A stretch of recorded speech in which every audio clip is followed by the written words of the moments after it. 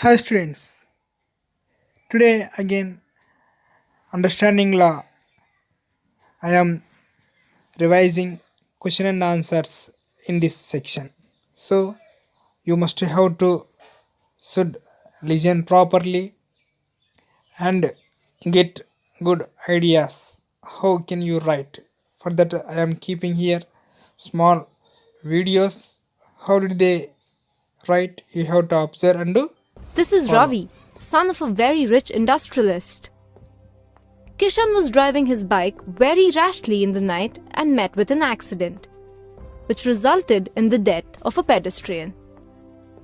The same day, Ravi too met with an accident while driving his car rashly. In this accident, a child died. Do you think both will get the same punishment? Yes.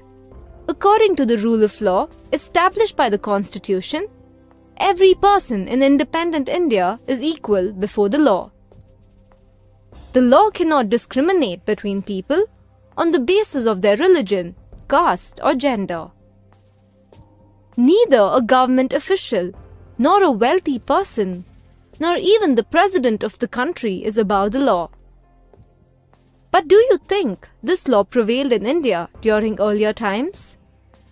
In ancient India, different communities enjoyed different degrees of autonomy in administering these laws among their own.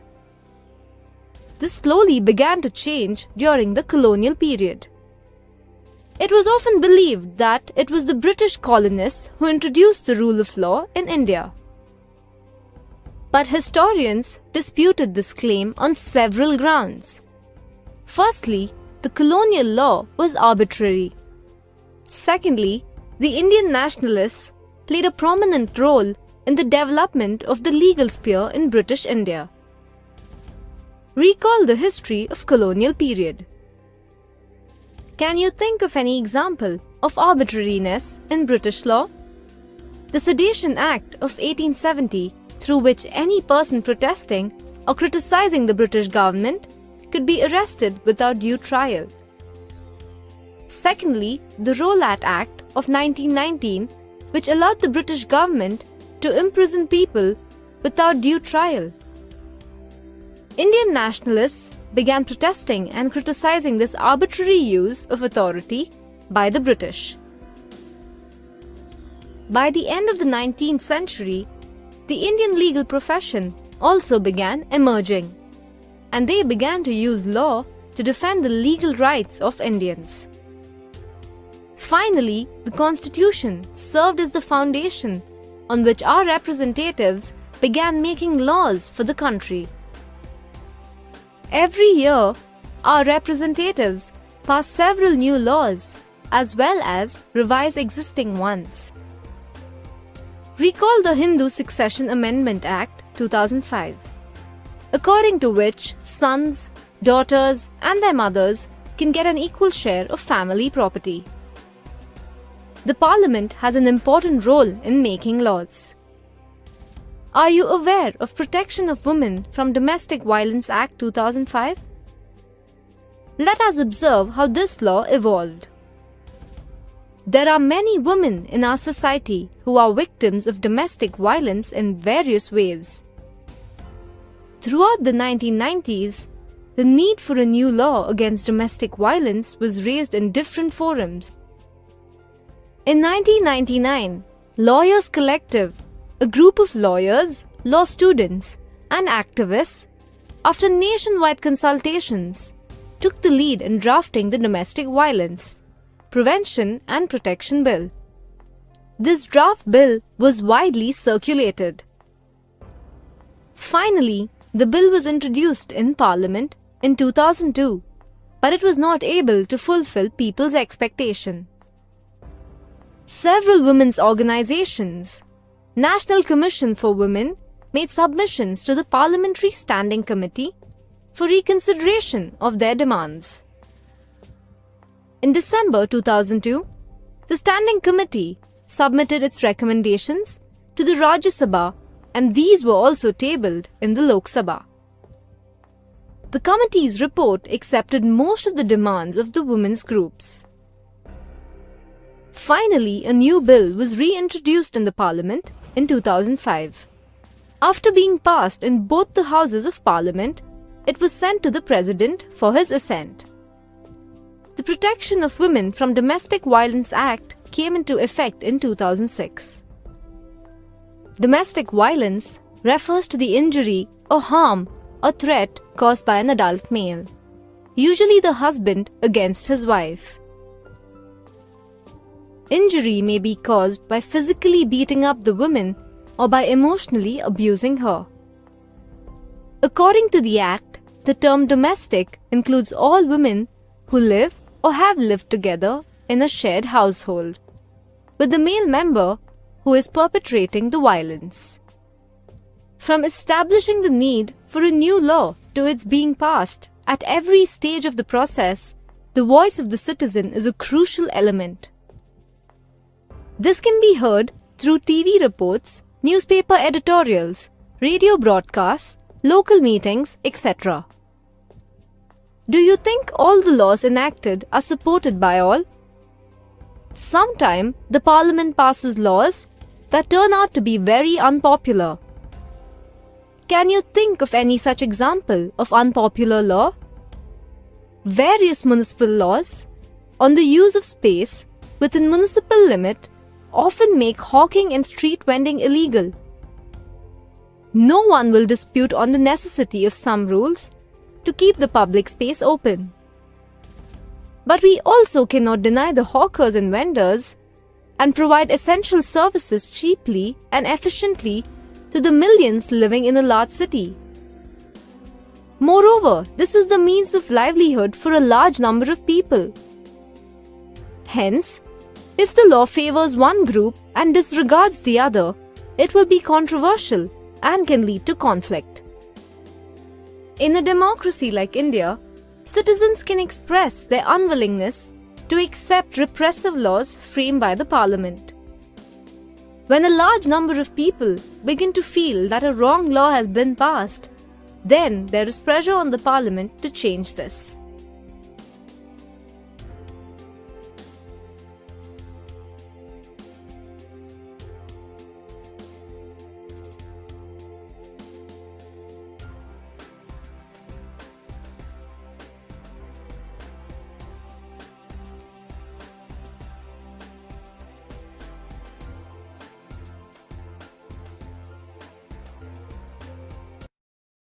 Other parts. So do laws apply to all? All of us know the answer. However, was it the same case in ancient India? Number 2. Number 3, how was it when it was in British were ruling? How were the laws? Number 3, very interesting, right? And number 4, so what did or what, how was our Indian constitution created? And number 5, in case I need to create my own laws for a country, what is the way? How are new laws being created? These are the 5 very, very interesting things that we are going to deal with. Cool? Sridhar, try and expect it in the coming week, beta. I am still working on it. Some changes I am trying, major changes I am trying to bring. Time is also a constraint now with the IMO series coming in. So a lot of things have to be looked at. Okay? Menti is there, guys. Menti is very much there. Don't worry. Now, do laws apply to all? Yes. In independent India, in today's India, everyone is equal before the law. Doesn't matter what, which caste, which creed, which religion, nothing will come in front of law. Alright? Everyone is equal before the law. The only thing law will look at is whether you are an adult or a minor. That's it. If you are a minor, that means very high chances that you have committed something wrong without knowing what it is. So that is the reason it treats a little differently. However, from the justice per se or treatment per se, everyone is considered equal before law. Clear?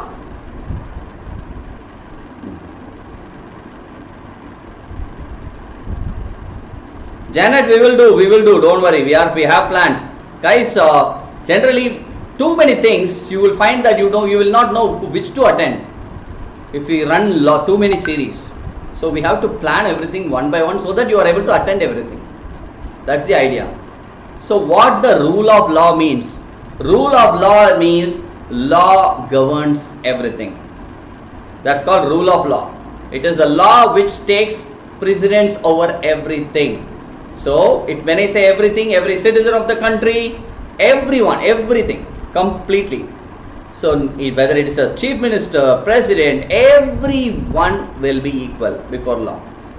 Any crime or violation, for different what type of crime it is, a specific punishment will be there. Okay.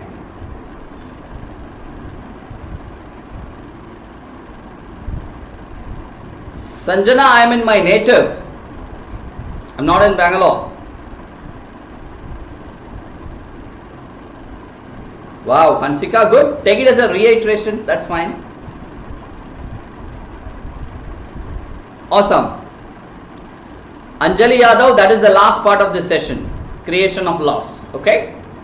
So ancient India, guys, remember, ancient India also there were laws. When kings were ruling it, still laws were there. But you know what is the problem? Laws were biased. They varied depending on caste. They varied becoming, when lower caste especially, they were very highly penalized, very harsh. The laws were very harsh for them. They were treated like slaves, right? Simple. So that was a problem. And different communities, different castes enjoyed different kind of treatment. So that equality before law was not at all there. But if you ask me, sir, were laws there? Lot of laws were there under all the kingdoms rule also.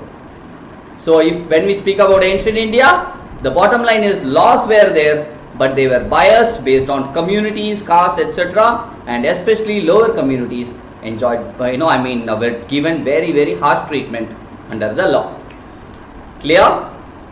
Till this, I hope everyone is clear. So this is the way ancient India. Hey guys, you know what? You guys were so. You want my mother tongue? My mother tongue is Tamil. Okay. Okay, rule of law under British India. Coming back. So when British took over, guys, how were they? Guys, I do not know whether you guys know or not. Britishers were very, were professionals. They were professionals and highly, highly disciplined. But the problem is they were also cunning. I repeat, they were professional and disciplined, but they were also cunning. That's how they conquered India, right? Just coming as a small trade company. So now what they did was, Britishers were given different kind of treatment, and when we are colonized, we were a British colony, right, India.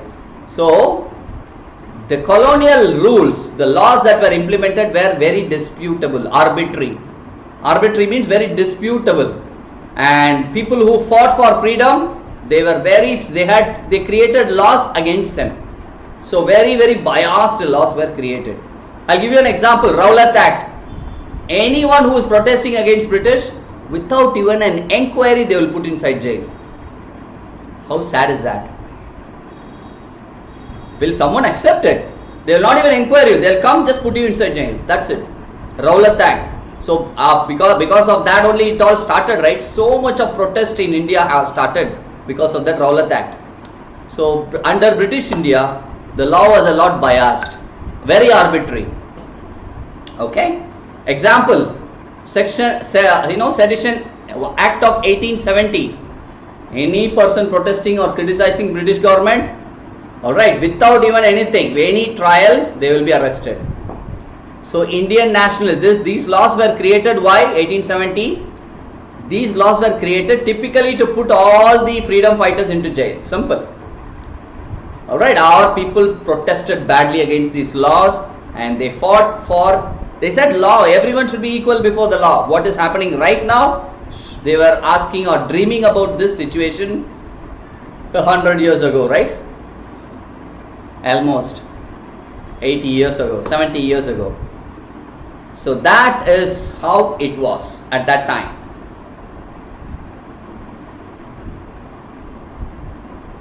Exactly, Pankaj Arora, exactly. They wanted to give a different treatment to Indians, keep everything in their control. So guys, ancient India also laws were there, very biased, based on communities, alright, castes, etc. And especially lower castes were treated badly.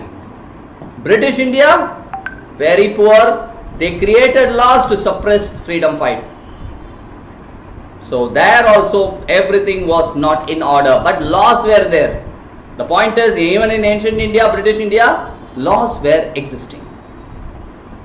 So end of the 19th century. So that means when we started 1900, the Indian legal profession also began emerging and demanded respect in colonial courts.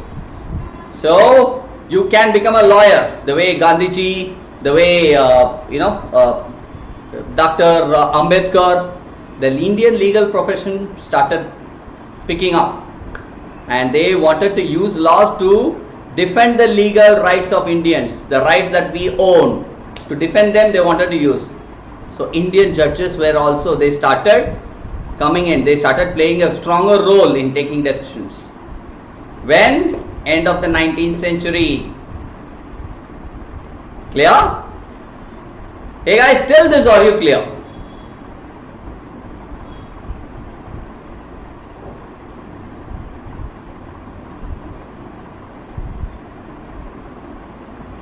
This is class 8 guys, come on, I don't know where you guys asking this question.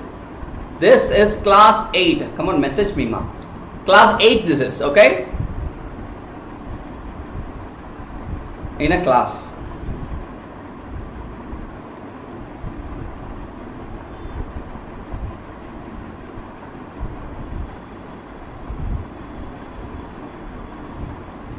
Okay.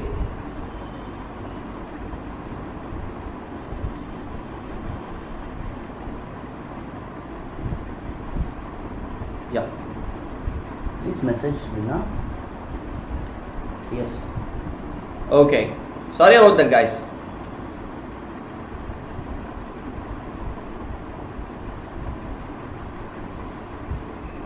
So moving on.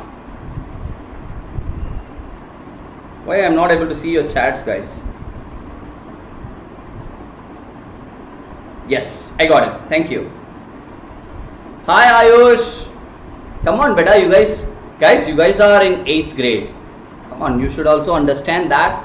I do not know. I don't want to speak about others. I don't ignore anyone. Don't worry. Okay. It's just that I would have missed your chats. Okay. Now coming to rules under Indian Constitution. We all know that Indian Constitution is the foundation which governs, which holds our country, right? So there was a mix of all segments of people who were involved in creating this Constitution. Every year there were different new laws based on how the world moves. New laws were created. There was a time when people were sentenced to death. Death punishment was suddenly stopped. Right, so these kind of new laws keep coming. Suddenly GST laws was introduced. So new laws keep coming, all right, at different time points. So look at this, the Hindu Succession Amendment. As per this, sons, daughters, mothers, everyone have equal share of the family's property. So that's a law. So new laws are also there to control pollution. Earlier there was so much of pollution. Now you can't have a vehicle for more than the same vehicle. You have to push it for FC if it is more than 15 years. Right. So different laws have come now. Menti is there, Menti is there, Menti is there.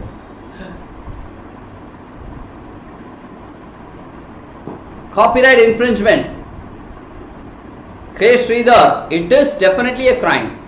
Copyright is someone has taken, created something and you are using it without his permission. He has created something and taken a copyright for the same, patented it. So when something is copyrighted, you can use that or part of that only with that person's written proper consent. Clear? That's called copyright infringement. Okay. Oh, I spoke about this, right? Rowlatt Act. It allowed British government to take anyone, any Indian and put inside jail without any kind of trial. Mahatma Gandhi, everyone fought against this. Jallianwala Bagh. See, this is not an act, but this shows Jallianwala Bagh is a classical example to show that there was no equality at that time in British India. Okay, General Dyer, he came with his troops. Alright, they were just returning back after this Baisakhi festival. Right? So, all of them got trapped inside because he imposed a curfew.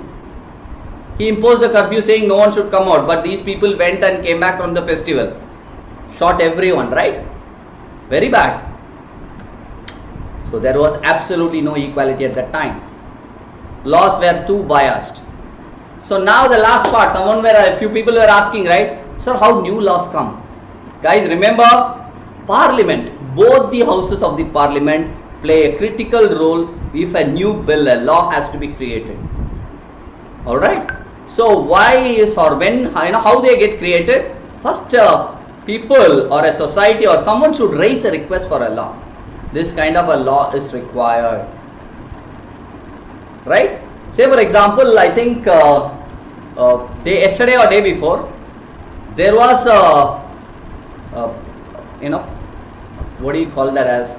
A declaration which was passed in the Assembly of Tamil Nadu saying that students studying in government schools, some 7.5% they should have reservation, because not many students from government schools are coming in. If they qualify NEET and all, they should have a reservation. Right? So how can that become a law? That can become a law when it should go at different levels. The governor, the president, they should approve it. That is when it can become a law. So laws, first the request should come like this. Okay, an important role of the Parliament is to understand what kind of laws should be created at different point in time. And you will find during questioning hours every day our MPs keep raising requests for different kind of laws, bills. Okay, and people should also create visibility that there is a problem which requires a law to be created.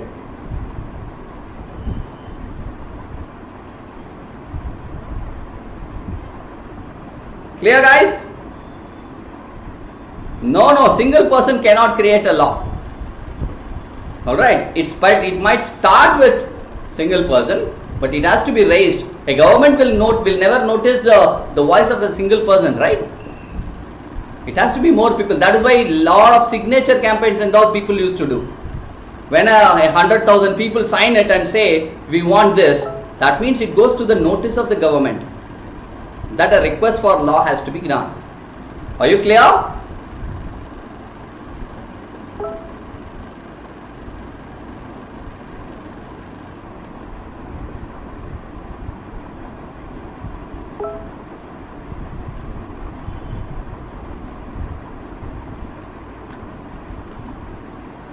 Okay, cool. So at every stage of the process, the citizen becomes very, very important, because their voice together is what gets noticed by the government. So from raising a request for a law, voicing out that there is a need for a new law, medias, TV, newspaper, radios, etc., huge protests, processions, meetings, all are different ways in a democratic country like ours where we can raise a request for a law. Cool? Okay. Hey guys, we are done. Are you ready for a mentee now?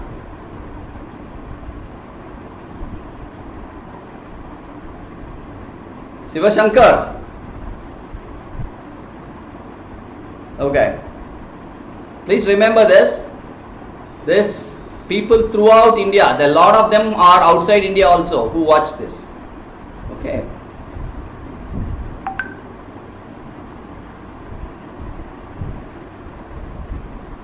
Who found law? No one can find law, guys. It is raised or it is generated, it is passed in the Parliament with the collective approval of people at multiple levels.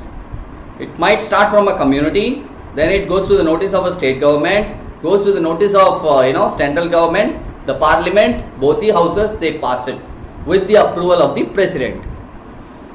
Are you understanding? So it's not that easy, but it's not tough also. So there are lot of steps to ensure only right laws are passed or created.